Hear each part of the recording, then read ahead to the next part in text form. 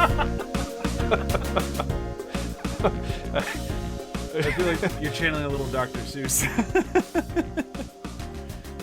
You see Sion Sono, so oh my god, that's hard to say.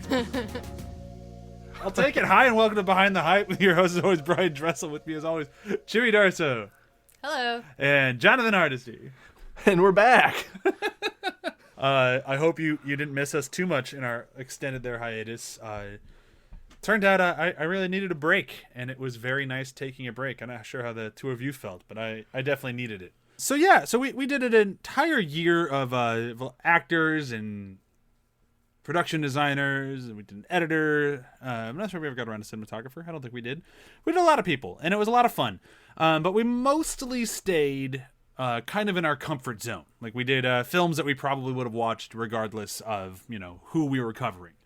And I figured for this month, these are still films that I would watch, but the general audience probably would not. And I figured let's hit the ground running in 2021, and let's just go for the craziest director that I love, and we're going with Sion Sono. And he is a juggernaut of a filmmaker. And how many of his films have you guys seen? Like, how familiar are you with him? I've only seen the one. You've only seen the one that we covered on After the Hype, Why Don't You Play in Hell? Yes. Okay. And it when we came to this director again, it took me a minute to realize that's the same guy. Just like it was like kind of had to click in place. I was like, oh, that explains everything. But yeah, I've only seen the one, but I've heard his name for years. I used to work at a theater that shall not be named anymore, and that was kind of their fan. They were fans of him. So Gotcha. Trailers for Sion Sono movies all the time. And I know I've been shouting about him for a while too, because I even dove into his one of his epic 4-hour movies from his Hate trilogy. I watched Love Exposure, which we will watch one of his movies from his Hate trilogy, not Love Exposure, because it's fucking 4.5 hours long. It's a hell of a movie though. It's fantastic, but my god, is it long. and as we move into this month, and I'm spending a little bit more time talking about him just because I feel like it might need to be mentioned. It's a very Japanese director making very Japanese films, and we are a bunch of Americans and one British guy every now and then who are not part of that culture, and we're going to do our best to decipher and kind of interpret what it means to us. But if we are wildly off the mark, that's why. We are trying, and we're going in with an open mind. But there are obviously some cultural things that we just might not pick up on. But we're going to do our best. Mm-hmm. And I'm really excited to do it. So I apologize if we're like, oh, the movie we're covering today is all about this, and we're just fucking wrong. Well, we tried. That's all we can really do. Yeah, because there's not a lot of explanation for these. Like, I even looked up a Tag Explain today. Like, I'm going to watch a YouTube video. Let's see what somebody else thinks. I could find one reviewer who went crazy for it, another reviewer who really liked it but refused to spoil it, so her review was very hard to follow. Because this is a film that if you don't spoil it, you can't really talk about. Yeah, so there's these girls, and they run around a lot. Yeah, they just keep running everywhere. Like, who would want to run all the time? Oh, when it gets revealed, it makes sense. Yep. Oh, yeah. No, I get that. The other thing I want to mention, and there's an article that I probably should share at some point on our website, or at least, in one of our episode notes, that I think did a really good job breaking down some of Sion Sono's weaknesses, as far as he is a cis male who spends a lot of time, the majority of his films, telling films from a female perspective, and is very pro-feminist. That doesn't change the fact that he is still a cis male, and some people take issue with that because he does have to show the seedier side of things, and a lot of his films have a very, very explicit sexual contact in it. And there's an article out there that I shared with Chewy and John that I think does a great job explaining, like, yeah, that's a problem, but you have to look at the stories he's telling and realize that he is really pro-women in these films, and you get it when you watch them, but there is still that kind of a drawback. And the movie today, Tag, really throws that in your face. Well, I think this movie was all about throwing things in your face. Oh, yeah. But is that do you think that's enough of a disclaimer where we can start diving into these films now? It's like, okay, we're Americans. There's a ton of and we'll include it in the show notes for each of there's a ton of sexual content in these things. They're insane movies, but I'm excited to dive into it. Yeah, and we'll put this in the show that article in the show notes for each of the episodes this month. So that way it's always there to reference, and we're kind of basing that as like our grounding for our journey into Sion. And it's something like I think it's a good thing to think about when you're watching a director that you're not part of that culture. It's like, oh yeah, this might bump me, but I'm also very American, so our stances are very different and probably not for the better. But yeah, let's jump into it. So today's movie, we're going with Tag. You know, Jeremy Renner, Ed Helms. No. There's less running in that movie than this one, I think. There's less running in most movies than this one. Yeah. Doctor Who has less running than this movie. So Tag, and here's our spoiler warner. From here on out, we're going to spoil the shit out of Tag. Don't we every review spoil the shit out of? I mean, that's fair. Yeah. I just feel like we should definitely say it because I don't know how to talk about this movie while being cryptic, so I'm just going to go for it from the get-go. Tag, I'll do a very quick breakdown of what this movie is. Tag is a film. It opens with a girl, Mitsuko, I believe is her name in the beginning, but I could be wrong. I think she might have a different name in the very beginning. But her name that she declares as her own is Mitsuko. And she's on a bus with all of her friends. They're on their way to somewhere, and the bus in front of them gets fucking lopped in half. People and bus and everything goes exploding, and then whatever lopped that bus in half lops her bus in half, and fucking everyone on the bus dies. This is the first 3 minutes of the movie. Just dead. Yeah. Holy fuck.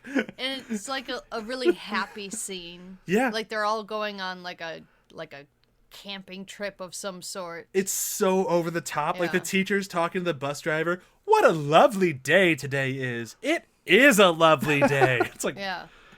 And Mitsuko And is just writing poetry, looking doe-eyed with the glistening sun, doing that really pretty thing where it's capturing the dust in the air, but it looks like glitter around you. And dead. dead. Everyone's dead. Blood everywhere. And a really strange street where one side has a lot of snow and the other one doesn't. Yeah, that's true. Well, yeah, and then, but like further on, like after that, like that's just the beginning. The bad wind and the bus death is like just the first couple minutes. Like you said, they're still like, It's not a long movie. there's a school shooting as the teachers like shoot everyone, and This movie's 85 minutes, and it does not let up. And one of the reviews I watched today brought up a very good point, and then I'll get back into the breakdown of what happens. This feels like a movie where there's going to be something horrifically shocking in the beginning, and that's just to hook you, and then it's kind of tamed the rest of the way. Like, that's kind of like what my Western thought process has kind of trained me. Like, oh, if it has that explosive of a beginning, the rest of the movie is going to be kind of bland. It might not have that explosive of a moment throughout the rest of it, but it never lets off the gas. Yeah. So after that, she finds a clean uniform. She dresses up. She just goes for a walk, and she runs into all of her friends that were on the bus.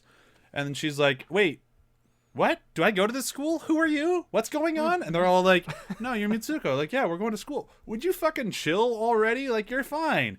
So they decide to go skip class, because fuck today. Like, she's having a bad day. Let's go hang out by the woods, and they have to run the whole fucking way to the woods. So they run to the woods, and their friend Surreal, or Sir, goes on a very long rant about how there's infinite possibilities, and there's essentially she explains the multiverse. Life is surreal. Don't let it get you down. Yeah, don't let it bring you down. And it's just very on the nose. And then that scene's done, and they go back to school, and that's where John was right. Yep, the teachers just pull out some machine guns and fucking murder everyone. And it becomes very apparent very quickly that her friends know what's going on. One of them. I would say all of them, because they all immediately go to her and try to protect her. They're all willing to die for her. They stand up and die for her. Like, I think they all know it's her. But there's definitely one. Aki is the one who definitely knows what's going on. Yeah. So either way, she saves her. She's running. She runs to a police officer. The police officer is like, "What's up, Kiko?" And she's like, "What? No, what?" And she looks in a mirror, and she's a different person now. And she's late for her wedding, so she has to go running to her wedding. And then around the time of the wedding, if you haven't clued in yet, you're going to realize I haven't seen a single dude in this movie. Yeah. This wedding is jam-packed with people. No dudes. All women. All women. So she goes to get her hair done, and there's her friend from high school again. There's Aki again. And Aki's like, "Dude, chill. I know what's going on. You need to play along." And she's like, I can't fucking play along. What the hell is happening? She's just play along. You need to go get married. So she goes to get married, and then she finds out she's as she's walking up the aisle, it changes from everybody going like, yay, you're getting married, to fuck you, you're ugly. And they all just start ripping off their clothes and throwing shit at her. And then she gets to the altar, and she's getting married to a pig man. What looks like a slaughtered pig man. Yeah. At the same time. And it's just gross. And I even mentioned John today, like, this part, like, fucked with my head so bad. And then she stabs the pig man, and then she and Aki run away again. And as she's running away, she looks in a mirror, and now she's a track star. And she's with all of her friends again. And it's like... And it's all very much about her finishing this race. Because she'll stop, and everyone's like, no, you keep running. No, you keep running. They're like, you need to get off the road. So she gets off the road, and all of the crowd just follows her. So she's running through the thing, but the people are still lined up like she's running a big race, and she's running down the alleyways. They're like, you can do it. I was like, what? Running into a forest, running into some ruins. Also, still being chased by the pig man. Who's Also doing, being like, chased by the cartwheels pig and man, flips and the shit. teachers are back. I forgot to mention the teachers are back. We're all just chasing her.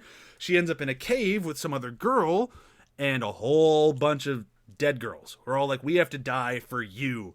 And they eventually kill her. And Aki is standing there, and Aki tells her that she needs to remember her name is Mitsuko, so she remembers her name. She's like, cool, you remember your name, now you need to murder me. Here, I have these 2 strings in my arm, yank them. And she's like, fuck that. She's like, nah, yank them. Tear me apart. So she yanks him, she rips Aki in half vertically, and a magical door appears.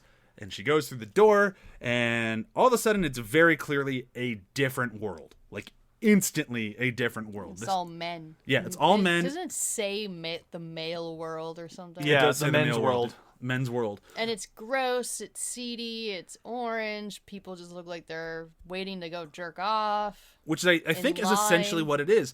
What I took this is this is the future world where men have essentially killed off women. And the way they get their rocks off is these video games where they get to pretend that they are these women.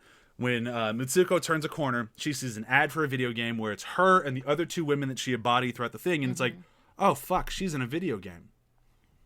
And then she goes and finds the game master, who tells her that all the girls in the game are real and they're based off of real people's DNA and that they're actually dying every time. And she needs to figure out a way to change her fate. And she does, because she does something that Surreal told her to do in the beginning of the movie. And she doesn't get raped by some guy who was just really excited to rape her. Well, from what I understand, he's a clone of the old guy because he wanted to have sex with her.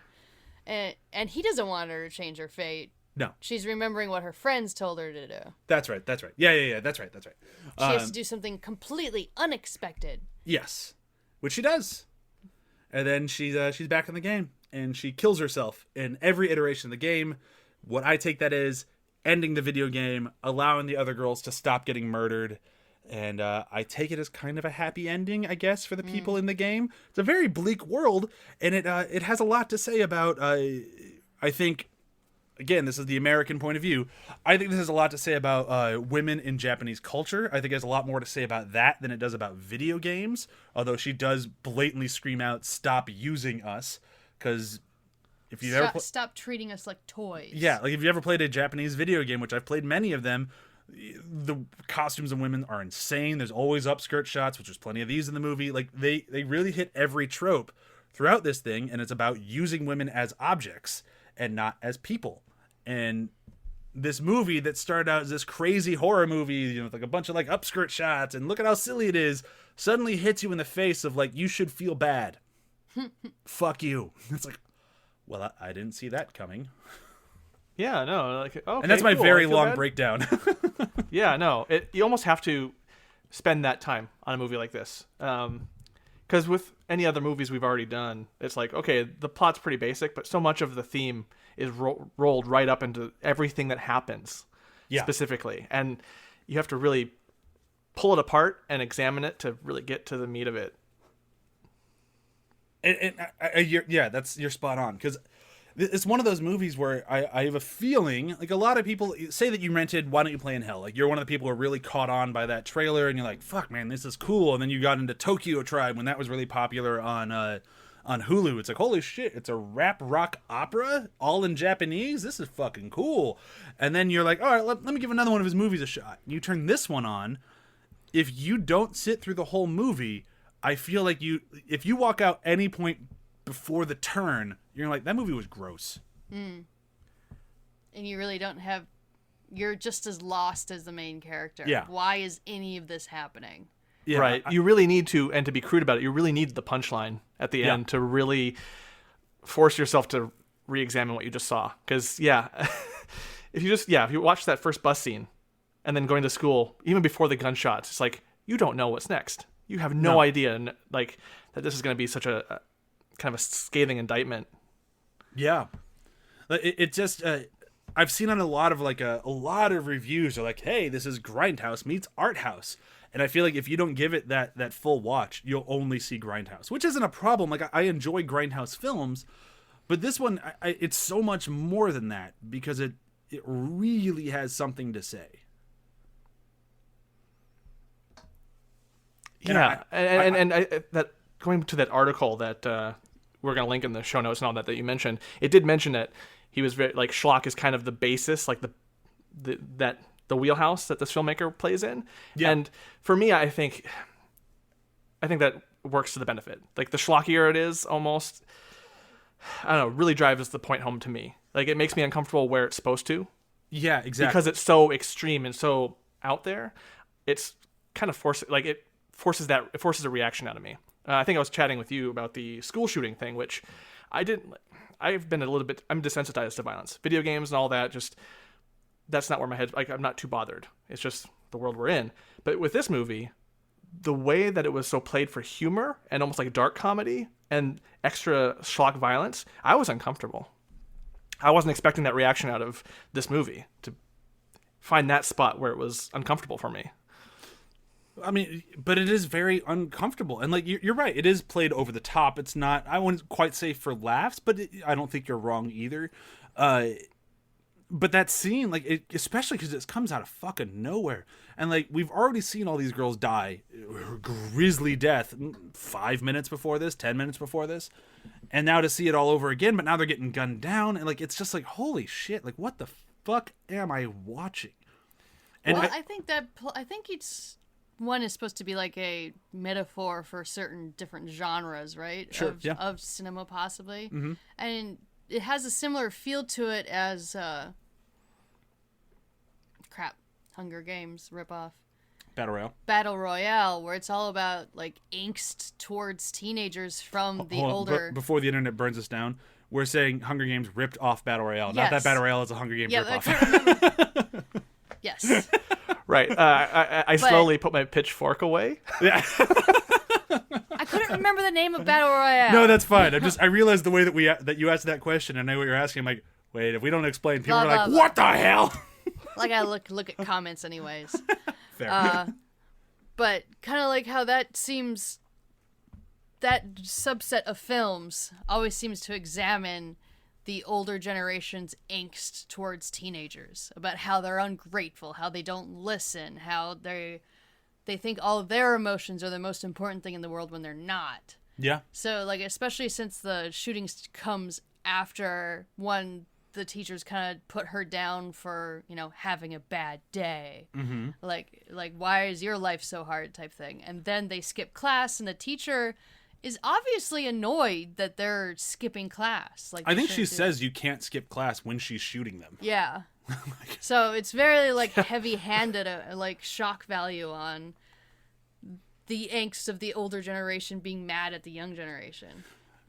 Yeah, no, that's very true. I didn't even think about that Battle Royale comparison. You're spot on. And then with the running one, the only comparison I can think of for that is in Japanese culture about you must always succeed. You must always continue. You must be number one. You need to... All the pressure we always hear about their culture in that regard. And the whole time she's running, they're always like, yeah, go, do it. You've been so good since you were younger. You were always smoking us. You're always doing so much better. You are number one. We even get a flashback, out of nowhere of it. Yeah. And it's just like, you just got to keep running. Just keep running. And, I mean, she does it. She does. But she's not really... It's not that she wants to do it necessarily. She has people chasing her that are literally knocking down all the other girls behind her. Like, it's the whole, like, hierarchy, the idea of climbing that bridge of success about knocking people down, and she has these murderers chasing her. I mean, the pig man like jump kicks like 4 girls. Yeah. Yeah. So, I mean, that's the... Which I felt really bad about laughing at, but it was kind of funny. Like the way he like spin kicks like one girl in the hip. I'm like, what the hell is the pig man doing? Yeah. Well, that's also, I mean, that's part of it too, right? You're supposed to laugh at that and then suddenly be like, oh my God, why am I laughing at this? This is horrible. Exactly, yeah, this is horrible. The first part of the film with the bus deaths and stuff, I honestly don't know what subset of culture that would be reflecting from. I don't know either. So it's either something goes over our heads, or it's just quite literally, this is Sion Sono going, hey, I got your attention. Yeah. Yeah. Hey, or, hey. I mean... Or maybe it's him going, hey, M. Night Shyamalan, this is how you make the wind scary, fucker. Right. I did think about, it would be amusing to have Marky Mark on the side of the road when she runs by going, what? It's the trees. It's the trees. What? No. Ow!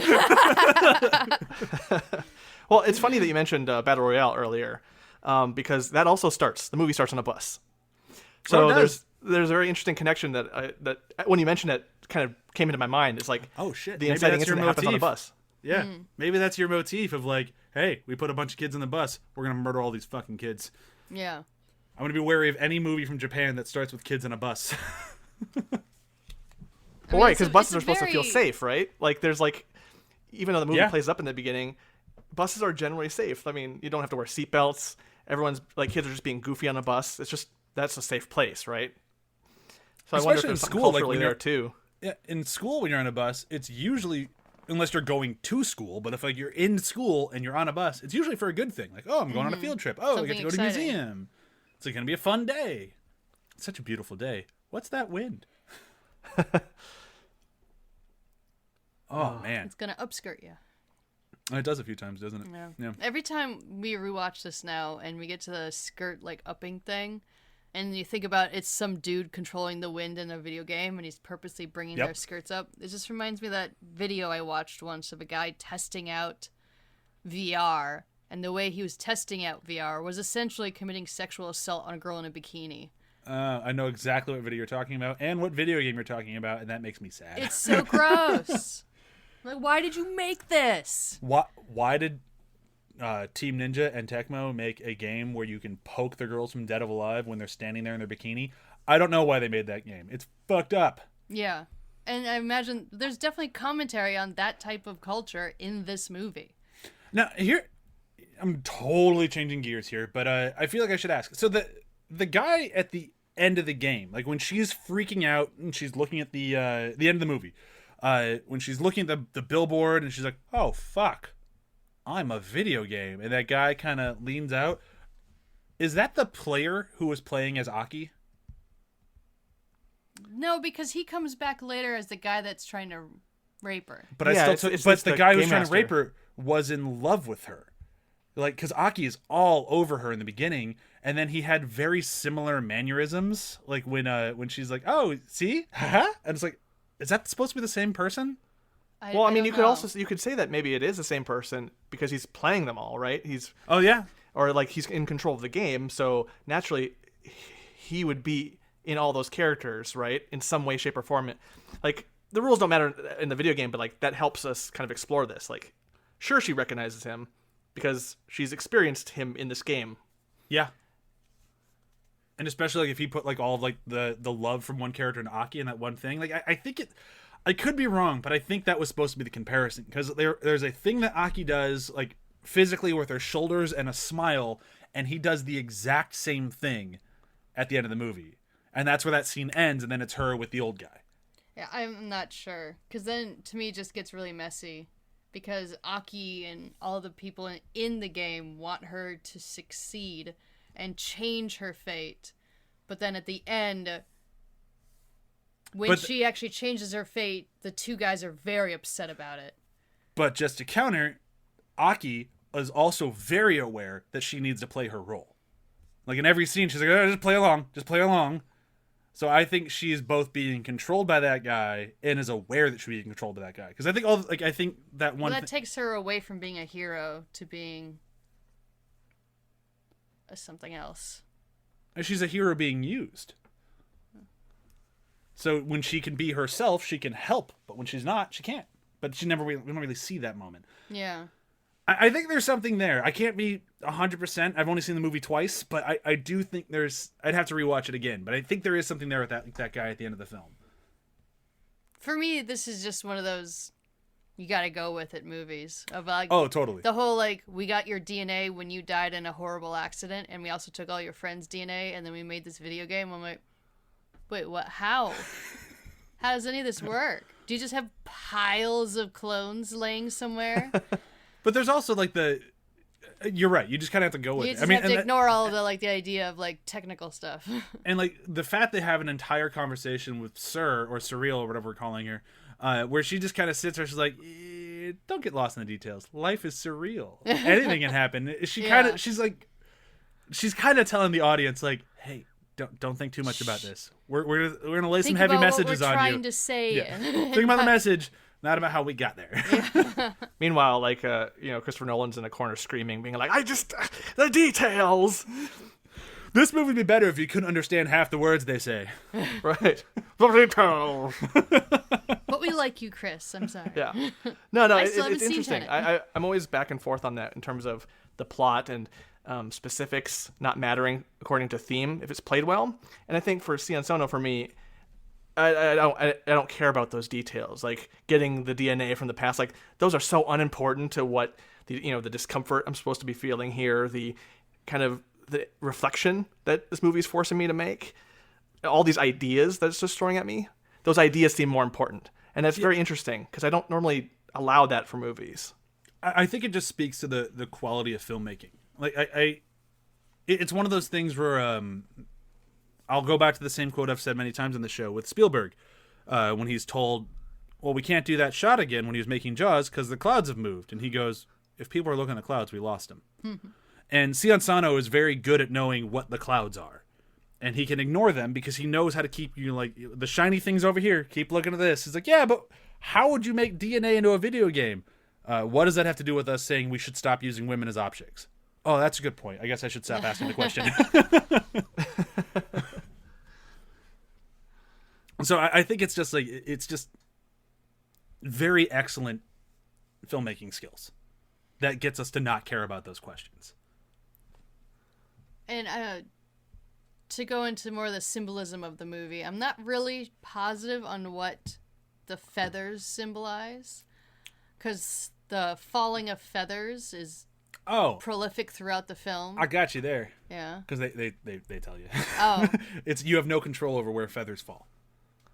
Is that in the movie? Or Mm-hmm. Oh, I don't remember. Yeah, and their landing is predetermined. She throws it. Right. So, like, the landing's predetermined, but you have no control where it's going, and that's part of her multiverse explanation. Oh, I didn't understand that was supposed to be about the feathers. Yeah.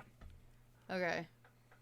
Because they constantly use the feathers. Yeah, they're all over the place. But that is one of those, like, it's a Japanese film. We're going to watch it with subtitles on. So if you look away for a second, you might miss something, and that's going to be kind of an unfortunate theme of the month, I think.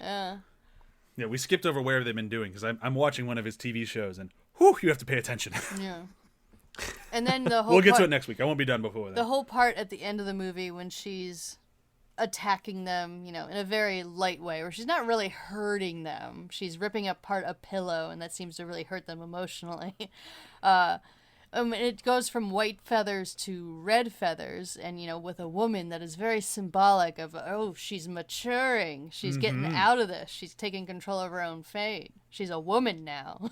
Again. It also could just be, like, because we see the moment earlier where she has, like, a prick on her finger, and that feather lands and it turns red. Yeah. So right. It could just be like, she just murdered the fuck out of that guy because she hit him with a pillow a whole bunch of times, and they were white, red. Oh, that guy's just real fucking dead now. It very well could be that. Yeah. But it also could be blood meaning maturity thing, and I find it strange that, like, oh wow, so everyone does that. Oh yeah. I mean, men are still trying to figure out how to use women's voices, and men love menstrual cycles when it comes to high art. Apparently. You could do, I don't know if anyone's ever done it, you could do one of those YouTube mashed together edits of just all the time their men have shot blood going down women's thighs. I'm like, I couldn't even tell you how many times I've seen that. It's kind of a trope at this point. Yeah. Oh god, we get it. Well, yeah, and I think the movie is also, because it's been so good about making us think about everything else. It's inviting this comparison, this to ask this question of like the filmmakers. Like a lot of men do have a fascination with blood and women and what all that means and the trope of it. But that's where this movie's leading us to, right? Like, okay, well, he's also a male filmmaker, and we're putting that context in our head. It's like, yeah, no, kind of addressing it while using it. Yeah, and just touching on it for a second with like the male filmmaker of it all, it does kind of, it leads into a point that like we're not good at it. We're getting better about it here in the West of like, oh, so that's a story about a young woman growing up. Maybe a woman should tell that story. It's kind of a woman's story. Yeah. She probably has more to grow on off of that. And I think it's really interesting here, the flip side, because you can make that argument for a lot of his films, and this one included, because it is all from a woman's point of view. It's all woman focused. It's very anti-patriarchy. It's a pro-feminist film. But at the same time, I think the large commentary of it is that men need to stop using women as objects. And a man making that film using the women as objects, I think, speaks volumes of like, no, this guy's pretty self-aware of what he's saying and why it's bad. Yeah. And it's a really impressive film because of that, especially because, like I said earlier, if you've only watched the first 5 minutes and went, not for me, it's like you had no idea what you were watching. Yeah. You had a very specific set of expectations of that movie that were not going to be met. No. I said, go ahead, John. I was going to say, I might try to, as the kids say, do galaxy brain on it. But if, since he's the one who made this, maybe there's an element of calling out to, if a woman had made this movie Tag, would we have accepted the message of it necessarily as Western, maybe male, cis filmgoers? Like, would we have accepted that message from a woman doing it versus a male doing it? And that's also maybe an indictment too. Like, he's aware of it, so he's going to use it to call attention to it. Maybe that's putting too much of a spin on it. Yeah, I don't know.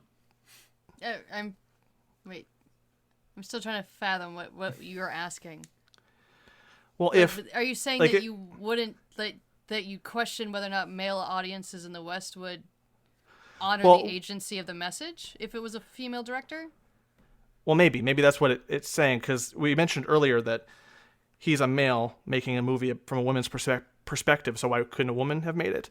And maybe he's speaking to the fact that would the message be acknowledged or listened to? That adage of that sucks, of when a man says it, even though a woman says it, we'll hear the man instead. Like, maybe he's speaking to that. That's just some extra projection on there. Are you saying that a lot of men wouldn't listen to the message unless a man was giving it? Yeah. It's important, but as a woman, it's also exacerbatingly annoying that it still takes a man to tell another man what to do with a woman. That's very fair. Like, very fair. Hello, can you just listen to me? Well, what did he say? Like, it's seriously. Can you just listen to Chewy? On one of the women Facebook groups I'm on, a woman actually got on to the group and said, "Okay, my husband sucks and keeps buying all this shit. And I can't divorce him because if I divorce him, I'll go bankrupt. But he won't listen to me. Does anyone have a male recommendation for our financial advisor so I can actually get him to listen to me?" This was a question on a woman's forum, and I was just so mad that woman has put it in that position. That sucks. Yeah. Yeah. You should tell her to watch Tag. I don't think it has anything to do with her situation, but it'd be a good distraction for 90 minutes. Yeah. I'm like, my God. I'm like, just the amount of frustration that she must feel. Like, I can't, you won't listen to anything I'm saying, and I can't leave you. I just need to find a different man for you to talk to. God, that sucks. All right, so we've kind of hit everything on this in this movie so far. We've talked about everything in it. We haven't really talked about the performances in it. I don't know what else I can really say about the performances. They're all great. Like, each one of the iterations of Mitsuko, it really nails her part. Yeah. But they're all in the movie so short, and most of the movie is just running. It's also kind of hard to comment on their performances. They're great when they need to be, but the rest of the time, it's a video game, and you don't walk in video games. You run in video games. So they're running Very everywhere. impatient, yeah. Right. And you can't really comment on form because in video games, no one has good running form in video games at all. Yeah. And, I've only taken maybe track in high school, so I'm only speaking from limited experience. Maybe not the best form, but whatever. I mean, that's the only critique out of their performance I can think of. Commentary on it. Yeah, I mean, they're a bunch of heel strikers, but, so am I. So no judging. Yeah. But I think the emotions worked. Like, the characters, when they were playing high emotion, it didn't feel false. It worked really well and really worked with the kind of the exaggerated nature of everything else. Like, yeah. I think I'm done. I don't think I can say anything else. Now for this month, because it is all we're gonna be watching nothing but subtitled films. For those of you who don't know, subtitles aren't always 100% accurate. They can summarize a little bit. They can misinterpret. Apparently, in Batman Ninja, they can just give you an entirely different fucking movie. So we're gonna kind of skip quotes this month because I don't want to misquote the writer, and because I think that'd be kind of shitty. So we're gonna go with favorite moments, unless there's like some sort of quote that just really struck you for whatever reason. Then I'll let it go. But I'm probably not going for quotes at all this month, and I'm gonna stick with favorite moments. And I'll get the party started because mine's right in the beginning. It's the opening of the film because it's one of the strongest openings I can state to almost any film I've ever seen. Like, there's very few films that go, oh, you're paying attention now, like this one does. Right. And even if you're aware of this idea that, oh, this sounds very peaceful in the beginning, maybe it's going to go bad. Even if you're aware of it, the scene still is like, you're not ready for how bad this is going to go. Yeah, the Western trailer, that's the whole trailer. It's just the opening scene all the way through the bus, and then it's like, all the way it gets cut in half, and they're like, tag. What the fuck is tag? Yeah. Oh, God. My favorite moment is after the one girl's attacked by the alligator, and you cut to them all sitting by the lake, and the girl goes, why me? Well, anything could happen at any moment. She's like, she had clearly just been very detailedly describing her friend being eaten alive through her crotch by an alligator. That alligator had nowhere else to eat but crotch, and he went to town. Yeah. Oh, God. A grumpy fucking alligator. Oof. Which I would mention is alligator vagina visuals or whatnot in Japanese movies. That's not the first time I've seen that. That's weird. Yeah. All right. For me, the scene that ends up being a standout to me is the wedding scene with the pig man. Wow. In terms of it reminded me of the movie Seconds, and there was a couple moments in Seconds where it was like the camera was getting weird and everything was just getting so heightened. The winemaking scene I'm thinking of specifically, but here, oh God, that's it's just the pig. Yeah, like the pig head scene. I've the only coffin. seen the wine scene. Now, I know exactly what movie John's talking about. As soon as he said the wine scene, I went, "Oh fuck, that movie." Right.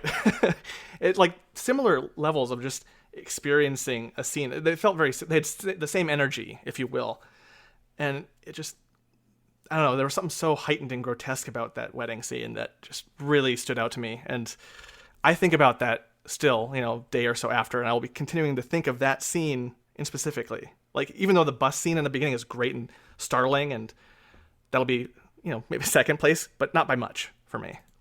I mean, there's so much symbolism in that moment with, like, him being in a coffin at the head of the wedding. I mean, like, symbolizing she's going to her death.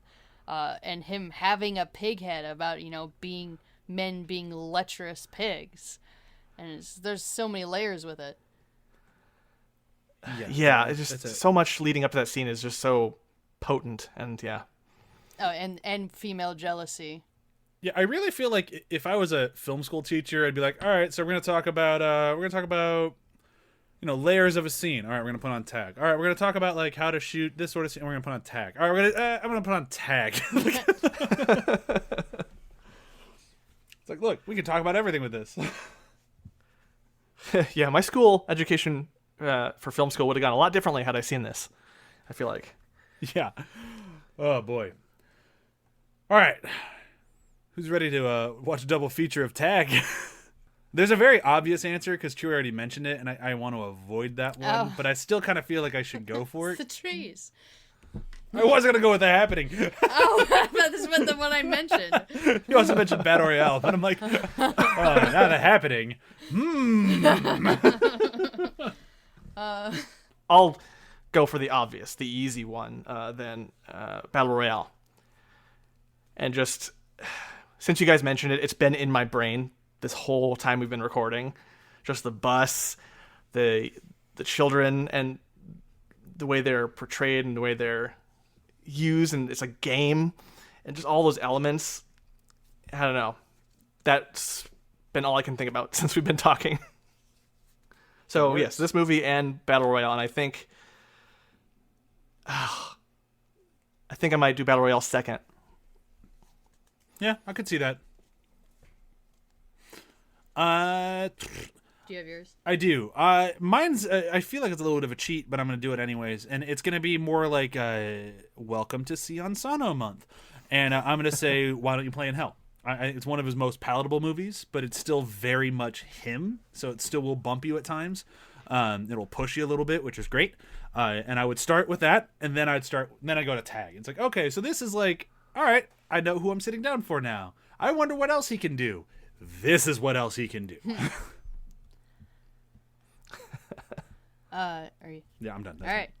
My double feature would be Sucker Punch from Oh, Zack wow. Snyder. There you go. Another movie made from a man who I do consider a feminist, who a lot of other people like to put down and say that he's not, and he doesn't understand how to depict women. And I'm like, whether or not he started being a good author for female experiences, I think he has often tried very hard and keeps maturing in that way because he very much respects women.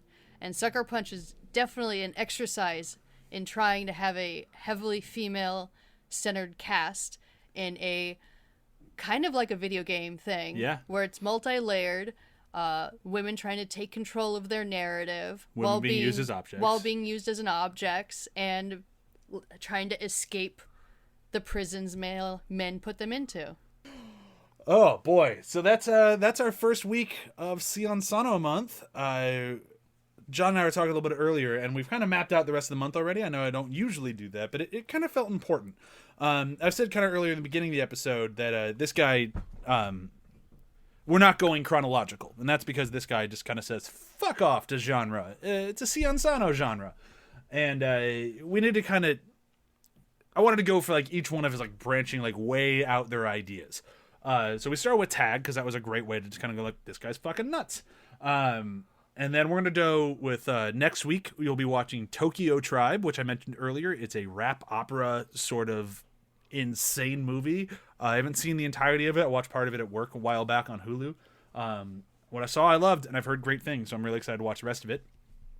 He has a trilogy of films, which is known as the Hate Trilogy, which is it's Guilty of Romance, Cold Fish, and Love Exposure. I've seen Love Exposure. I've never seen Cold Fish. I own Guilty of Romance, so we're gonna watch that one. Isn't that another 4-hour movie? No, that one's only 2.5 hours, and I haven't seen Guilty of Romance. I bought it on Blu-ray and then never fucking watched it, but now I will. And then we had to finish up with it looks like one of his more tame films, and it looks like something that's just about story and about family, and it looks kind of depressing, but it also looks really good. And that's going to be what was the name of it? Land of Hope. Land of Hope. Land of Hope. Land of Hope. In the meantime, for where have they been doing, I'll be watching the entirety of Tokyo Vampire Hotel. I'm an episode and a half into it right now. It's fucking insane, and I will let you know how it is once I'm done with it. I'll do a where have they been doing. But otherwise, yeah, if you want to dive into anything Sion Sono this month, man, check out IMDb. This guy doesn't fucking quit. He's got like 80 movies. I could be exaggerating there, but it's still way more than most other directors. Let's move into plugs. Started this past Monday. Binge Buddies is back with the new season of Alice in Zombieland, where we're going to be reviewing every single Resident Evil film. It's going great. Everybody's loving the movies. Who Really, isn't? really. Let me know who's not, and I will message them and be like, "What is wrong with you?" So far, we all agree the first one's not bad. And then the second one, we've already started disagreeing. But you'll have to listen to that on this upcoming Monday's episode. And The second one is yeah, a lot of weird motion effects on zombies that does Yeah. not age well Yeah, at there's- all. Oh, yeah. There are certain things they did in the early 2000s Oof. that Yeah. you can be happy went away. To put it mildly, we're gonna have a ton of fun over at Binge Buddies this entire month. Like we all agree that like none of us think these movies are terrible. They're just dumb fun, and that's the mindset we're going in. And we have a special guest coming to us from the podcast Super GG Radio, Joel DeWitt, and he's joining us all for the entire run of this show. It's gonna be a lot of fun. So be sure to check Nice. that out every Monday. John, you're still pumping out the Demon Days. yep. We're just wrapping up our bi-weekly kind of holiday break, and once everyone kind of gets their schedules back in order, we're gonna go back to weekly, and yeah, we're having a great time. That's good. You got anything to plug? Unemployment. Woo! Go get unemployed. Looming unemployment. When your show gets canceled and you're like, oh, all right. Oh, well. Yeah. So my show got canceled before Christmas. And we're all like, Merry Christmas. yeah. I'll be unemployed in a few months. Go work in the film industry, kids. The job security is great. Well, you're used to it. I mean, you better get used to it fast if you want to work in TV and film. Yeah, or just go get a job for the man like I did. Yeah. You know. And with that, thank you guys so much for listening. I'm very excited to be back at this. It's going to be a lot of fun this month. Our month calendar might be off by a week, so it might be a month and a week of next month for the rest of 2021, but I'm kind of okay with it. And yeah, tune in next week. Be sure to check out Tokyo Tribe. It's a doozy. Woo!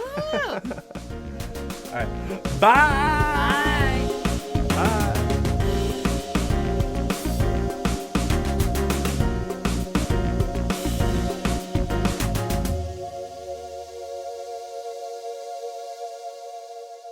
See you later, bozos.